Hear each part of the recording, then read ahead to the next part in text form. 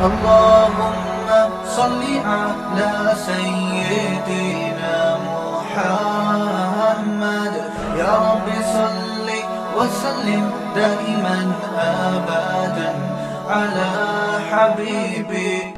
آپ دیکھیں اب تو اللہ تعالیٰ نے نبی صلی اللہ علیہ وسلم کی نبوت پہ اور زیادہ مہر لگا دی ہے، کیونکہ 1400 سال پہلے آپ نے جو آرڈرز دیے اور یہ کہا کہ یہ کس کے آرڈر ہیں؟ اللہ کے. نمبر 2 آپ نے کہا میرے بعد کوئی اور سفیر نہیں آئے گا. کیا مطلب؟ ابھی آرڈر قیامت تک کے لیے محفوظ ہوں گے، جبکہ آپ صلی اللہ علیہ وسلم کے پاس حفاظت کا بظاہر کوئی انتظام نہیں تھا. تو دنیا میں 1400 سال پرانی کوئی شخصیت ایسی ہمارے پاس نہیں ہے جس کے آرڈر آج تک محفوظ ہوں. آج تک محفوظ. جو قرآن وہ لے کر آئے جس میں بہت سارے آرڈرز ہیں، کہا یہ اللہ کی کتاب، وہ آج بھی ہمارے ہاتھوں میں موجود. یہ خود اس کی دلیل ہے بھائی، یہ خدا کی طرف سے انتظام ہوا ہے، ورنہ یہ ممکن نہیں ہے. جس زبان میں انہوں نے آرڈرز دیے تو نبی کے آرڈر کو محفوظ رکھنے کے لیے اللہ نے اس زبان کو آج تک اسی طرح سے محفوظ رکھا ہوا ہے. آج اگر محمد صلی اللہ علیہ وسلم کے والد بھی آ جائیں اور لوگوں سے بات چیت کریں، اپنا پیغام دیں، تو کروڑوں انسانوں کو آپ کا پیغام سمجھنے میں کوئی دشواری نہیں ہوگی. اگر وہ بات چیت کریں نا اپنی زبان میں جو ان کی مدر لینگویج تھی، اس میں اگر بات کرتے ہیں تو کسی کو کوئی پرابلم نہیں ہوگی. کسی اور زبان کا کوئی شخص اس دور کا آ کے اپنی بات کرے، ایک لفظ بھی سمجھ میں نہیں آئے گا کیا کہہ رہا ہے وہ. کوئی ایک زبان بھی اس زمانے کی اب تک اس طریقے سے محفوظ نہیں ہے. اور 20 ملکوں کی زبان ہے عربی. 20 ملکوں کی قومی زبان عربی ہے. قومی زبان، سرکاری زبان عربی ہے، مدر لینگویج عربی ہے. جن میں غیر مسلم بھی ہیں، بہت سے غیر مسلموں کی مدر لینگویج کیا ہے؟ عربی ہے. مصر میں، سوڈان میں جو غیر مسلم ہیں، عیسائی ہیں، وہ عربی بولتے ہیں، مدر لینگویج عربی ہے. اتنی بڑی زبان اللہ نے اس کو بنا کے ہمیشہ کے لیے محفوظ کر دیا. ایک انگریز نے لکھا ہے کہ اگر آپ یہ چاہتے ہو کہ آپ کوئی ریسرچ کرو اور وہ قیامت تک محفوظ رہے تو آپ وہ ریسرچ عربی زبان میں لکھو یا اس کا ترجمہ عربی میں کروا لو. یہ انگریز کی بات کر رہا ہوں. اس نے کہا وجہ اس کی یہ کہ دنیا کی ہر زبان چینج ہو رہی ہے سوائے عربک کے. اس نے کہا کہ 800 سال پرانی، 900 سال پرانی عربی کتابیں آج بھی اسی طرح سمجھی جا رہی ہیں، اسی طرح پڑھی جا رہی ہیں. لیکن 200 سال پرانی انگلش آج سمجھ میں، بولو نا بھائی، نہیں. آپ 200 سال پرانی انگلش اٹھا کے دیں گے، نہیں آئے گی سمجھ میں. اور آج جو انگلش میں کتابیں لکھی جا رہی ہیں وہ 200 سال کے بعد کسی کے پلے نہیں پڑیں گی. یہ کیا ہے؟ انگلش بھی چینج ہو رہی ہے بہت اسپیڈ سے. یہ زبان کو چینج ہونے سے روکنا کسی کے باپ میں دم نہیں ہے یہ، ٹھیک ہے نا. یہ کیونکہ اتنی بڑی عوام کو آپ روک دو کہ بس یہ لفظ اس طرح استعمال کرنا ہے، کسی اور طریقے سے استعمال نہیں کرنا، یہ نہیں ہو سکتا. لوگ خود بخود چینج کرتے ہیں زبان کو، نہیں روک سکتے آپ. اب جیسے ہے نا، پہلے کہتے تھے اٹ از ناٹ، اب اٹ ازنٹ بنا دیا نا. اب اٹ از اے ناٹ کون بولے؟ اب گورنمنٹ پابندی لگائے، دس از ناٹ کو دس از ناٹ ہی بولنا ہے. دس ازنٹ بولنا کبیرہ گناہ ہے. لوگ بولیں گے بھائی مجھے جب بات دس از ناٹ کو دس ازنٹ بول کے بھی وہی پیغام ڈیلیور ہو رہا ہے تو میں اتنا لمبا کیوں بولوں؟ بلکہ وہ کیا، اگر میں صرف چماٹ دکھانے سے بھی کام چل سکتا ہے نا تو مجھے بولنے کی بھی ضرورت نہیں ہے. ایسا بھی ہو سکتا ہے نا بھائی، ابا سمجھا رہے ہوتے ہیں it is not allowed for you. ایک مثال دے رہا ہوں، بیٹے کو کہہ رہے ہوتے ہیں یہ تمہارے لیے الاؤڈ نہیں ہے، اس کی تمہیں اجازت نہیں ہے. سمجھ میں نہیں آ رہا تو ابا پھر بولنا چھوڑ دیتے ہیں، چماٹ دکھاتے ہیں بس. ٹھیک ہے، یہ انسان کی نیچر ہے بھائی. وہ جس طرح آسانی سمجھے گا اپنی بات ڈیلیور کرے گا. وہ کہے کہ مجھے پورا سینٹینس بولنے کی ضرورت نہیں ہے، سینٹینس کو حذف کر دے گا، آدھا کر دے گا. مجھے اپنا بچپن کا ایک واقعہ یاد آتا ہے کہ ہم اپنے کزنوں کے ساتھ بہت کھیلا کرتے تھے. تو ہم جو ہے نا، جب دروازہ، ہم گیٹ سے بھاگتے نہیں ہوتے، بچے پکڑن پکڑائی کھیل رہے ہوتے ہیں، بھاگ رہے ہوتے ہیں، تو ہم بھاگتے بھاگتے گلی میں نکلتے تھے. پھر جب واپس آتے نا تو دروازہ کھلا چھوڑ جاتے تھے، گیٹ کھلا رہ جاتا تھا. کھلا گیٹ رہتا تھا تو گھر میں آتے تو پھر والدین سے ڈانٹ پڑتی تھی کہ بھائی دروازہ کیوں بند نہیں کیا. گیٹ بند کیوں نہیں کیا؟ بھائی بچے ہیں نا، شرارتی ہوتے ہیں، کھیلتے جا رہے ہیں. تو اب پھر ہم نے والدین کی ڈانٹ سے بچنے کے لیے ہم نے یہ کیا کہ ہم بھاگتے آ رہے ہوتے تھے اور کہتے تھے جو آخر میں آئے گا وہ کنڈی لگائے گا. جو آخر میں آئے گا، یہ بچوں کو تو ہر چیز نظم کی صورت میں پڑھتے ہیں نا، جو آخر میں آئے گا وہ کنڈی لگائے گا، ایسے ہم پڑھتے تھے. تو اس میں فائدہ یہ بھی ہوتا تھا کہ پھر اسپیڈ ہر ایک کی بڑھتی تھی کہ میں آخر میں نہ ہوں. اب وہ تکلیف اتنی ہو رہی ہے، گیٹ کو یوں کر کے کھینچو پھر کنڈی لگاؤ. بھائی جو آخر میں آئے گا وہ کیا کرے گا؟ کنڈی لگائے گا. اب روز ہم یہ نعرہ لگاتے تھے تو پھر ہماری زبان میں نا یہ لفظ خود بخود شارٹ ہونا شروع ہو گیا. جو آخر میں آئے گا بس اتنا کہتے تھے. پھر ہمیں یاد ہے اچھی طرح کہ یہ ہماری زبان پہ صرف اتنا لگے جو آخر، اور پھر جو رخ، یہ مجھے اچھی طرح یاد ہے.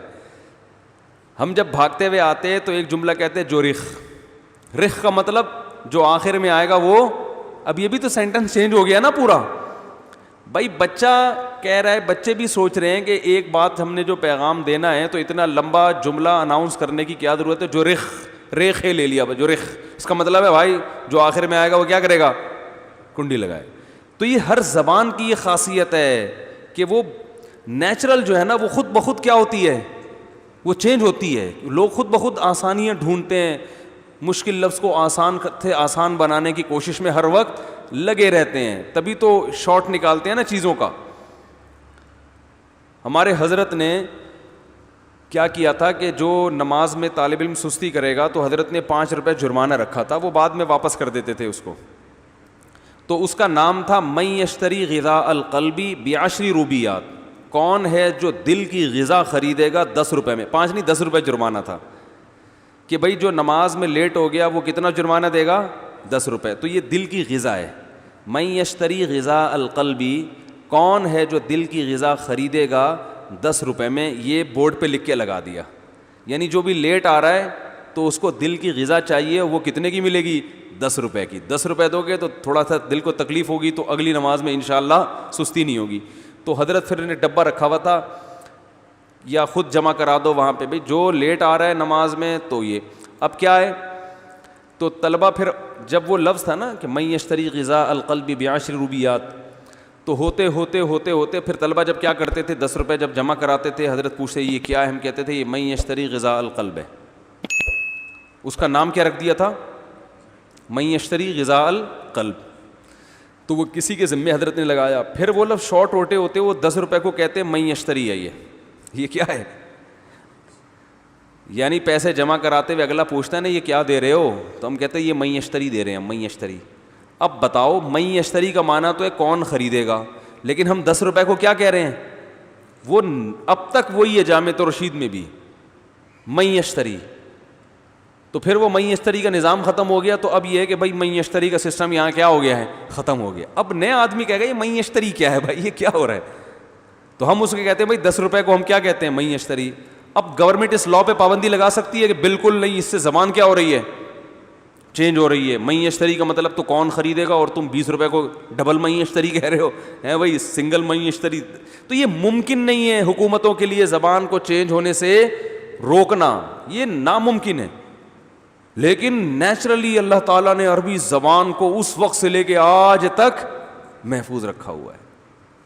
آج تک وہ چینج نہیں ہوئی تو ہے. یعنی عرب لوگ بھی الفاظ کو شارٹ کرتے ہیں لیکن وہ بھی محفوظ ہے. جو چینج ہونے والی ہے وہ بھی ہے، لیکن جو اصل ہے وہ اسی طرح چلی آ رہی ہے. سمجھ میں آ رہی ہے بات کہ نہیں آ رہی؟ کتنا بڑا معجزہ ہے اسلام کا. او بھائی تمہارے مذہب کے، تمہاری تعلیمات میں تو کچھ ہے ہی نہیں. ہمارے پاس تو وہ زبان جس میں قرآن نازل ہوا اور نبی کی وہ حدیثیں جس میں نبی نے آرڈرز ہمیں دیے ہیں، وہ اصل زبان میں محفوظ، اور 20 ملکوں میں اللہ نے اس وجہ سے اس زبان کو بھی محفوظ کر دیا. اتنی بڑی زبان. اور آج وہ زبان چیلنج کر رہی ہے کہ اپنی، اگر تم چاہتے ہو کہ 400 سال بعد تمہاری کتاب پڑھی جائے، عربی میں لکھو گے تو پڑھی جائے گی، انگلش میں لکھو گے تو نہیں پڑھی جائے گی، نہ سمجھی جائے گی نہ پڑھی جائے گی. چائنیز میں لکھو گے تو ویسے ہی نہیں سمجھی آتی، چنگ پونگ وہ چائنیز ہی سمجھتے ہیں، لیکن ویسے بھی سمجھ میں نہیں، ویسے تو آ ہی نہیں رہی تھی، بالکل بھی نہیں آئے گی. تو کتنا بڑا ہم جو مدارس میں کتابیں پڑھتے ہیں تو فقہ کی کتاب ہے نا، لاء کی کتاب. امام ابو حنیفہ نے جو 80 ہجری میں پیدا ہوئے تو وہ فقہ کو مدون کیا ان کے شاگردوں نے. تو مشہور 6 کتابیں ہیں. وہ کتابیں پڑھی جاتی ہیں تو وہ کس وقت لکھی گئی ہیں؟ 1100 سال پہلے. سمجھ رہے ہیں کتنے سو سال پہلے؟ وہ لاء ہے، قانون ہے. ایک آغا خانی مسلمان ہوا، اس نے کہا کہ اس وقت کے لوگ اتنے ذہین تھے کہ انہوں نے پورے ایک لاء کو مرتب کر کے لکھا ہے، اور وہ ایسا لاء، وراثت کے حکام ہیں اس میں، اور آئلی قوانین ہیں، فوجداری قوانین ہیں. تو تبھی انگریز پتہ ہے کیا الزام لگاتے ہیں جو اسلام دشمن ہے؟ کہتے ہیں یہ انہوں نے کسی قوم سے چوری کر کے لکھے ہیں. عجیب بات ہے، جس قوم سے چوری کی ہے اس قوم کے اس کا تو کوئی ریکارڈ ہی نہیں ہے. کہتے ہیں یہ ایسے خود سے کیسے لکھ لیے بدو لوگ عرب کے. لیکن کہیں سے چوری نہیں کیے، خود مرتب کیے. کہاں سے لیے؟ قرآن اور حدیث سے. تو 1100 سال پرانی کتابیں مدرسوں میں پڑھائی جاتی ہیں. آج ہے کوئی دنیا میں ایسی یونیورسٹی جہاں 1100 سال پرانی کتابیں ان کی اصل زبان میں پڑھائی جا رہی ہوں؟ کہیں ہے دنیا میں؟ اور پھر زبان کتنی خوبصورت. اگر آپ پرانی زبانوں کی طرف جائیں گے تو ان میں حسن و جمال نہیں ملے گا. قرآن میں کیسا حسن ہے، کیسی خوبصورت زبان ہے. کتنے غیر مسلم ہیں جو قرآن سن کے مسلمان ہو جاتے ہیں. یعنی پروناؤنسیشن بہت اچھی ہے. یہ تو ہمارے بعض سخت مزاج قاری ہیں جو حلق سے نکال کے نا وہ اتنا سخت بنا دیتے ہیں. حلق سے، وہ قاری صاحب بچے کو پڑھاتے ہوئے کہہ رہے تھے نا کہ حلق سے نکالو، حلق سے. تو وہ نکل نہیں رہا تھا، وہ کہتا ہاں، وہ کہتا حلق سے نکالو. تو پھر بولنے لگے کہ اچھا بولو حلوہ. بڑی والی ہے سے حلوہ ہوتا ہے نا، وہ کہتے ہیں حلوہ. کہہ رہا ہے حلق سے نکالو حلوہ. تو ماں نے کہا قاری صاحب حلق سے نہ نکلوائیں، میں بنا کے کھلا دیتی ہوں. اس کے حلق سے حلوہ نکالنے کی کوشش نہ کریں. وہ ایک قاری صاحب گئے مٹھائی کی دکان پہ، کہتے ہیں بھائی شیرہ ہے، شیرہ شیرہ ہوتا ہے نا چینی کا شیرہ، بھائی شیرہ ہے. انہوں نے کہا ہے مگر اتنا گاڑھا نہیں ہے، ہلکا ہی. لیکن کوئی ماہر قاری کے جب آپ قراءت سنتے ہیں وہ الفاظ نرم ہوتے ہیں اس کے. وہ حلق سے تو نکالتا مگر اتنا زیادہ نہیں، جتنا اللہ نے حکم دیا اتنا ہی نکالتا ہے. تو عربی بہت میٹھی زبان ہے، بہت پیاری زبان ہے. اس کی پروناؤنسیشن بہت زبردست ہے. قفا نبکی من ذکرا حبیبی و منزلی بسقط اللوا بین الدخول فحوملی. یہ وہ اشعار ہیں جو نبی صلی اللہ علیہ وسلم کی پیدائش سے 40 سال پرانے اشعار ہیں. اچھا، اس زمانے کے شاعروں کے دیوان آج تک محفوظ ہیں. اتنے پرانا کوئی شاعر کا دیوان ہے. وہ مسلم تھوڑی تھے وہ شاعر. نبی صلی اللہ علیہ وسلم کی ولادت سے 40 سال پرانے شاعر، ان کے دیوان مدارس میں پڑھائے جاتے ہیں.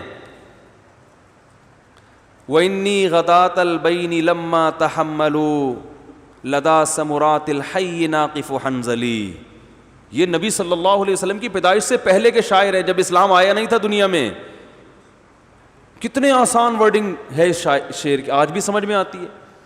وہ شاعر کہہ رہے کہ غداۃ البین لما تحملوا، وہ کہ پہلے کہہ رہے قفا نبکی من ذکرا حبیبی و منزلی. کہیں سے گزر رہا ہے نا قافلہ، تو اس کو اپنی محبوبہ کا گھر نظر آیا.